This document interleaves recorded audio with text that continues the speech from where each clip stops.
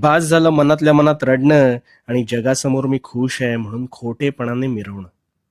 प्रचंड त्रास होतोय तुला. बाहेर पडायचंय ना यातून. मग आता शांतपणे मी काय सांगतोय ते ऐक. ह्या जाचातून मुक्त होऊन जाशील. मला सांग, घरात कधी प्रसन्न वाटतं रे? केर काढल्यावर.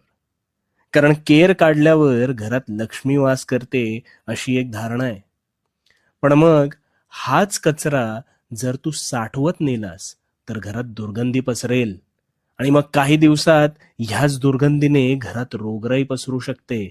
मग नको असलेला विचारांचा कचरा तो मात्र तू नेहमी कळत नकळत साठवत नेतोस, ज्याची मुळं तुझ्या मनात घट्ट घर करून बसतात आणि मानसिक स्वास्थ्य बिघडवतात.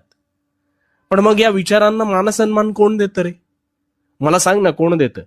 तूच ना. आणि म्हणून आणि म्हणून ते तुझ्या मनात घर करून बसतात. तुझी चूक नसताना तूच ह्यात कोळ्यासारखा गुरफटत जातोस. आता यातून मार्ग कसा काढायचा ते सांगतो. मला सांग, डास जर तुला चावत असेल तर त्याला रक्त प्यायला देतोस का रे? नाही ना.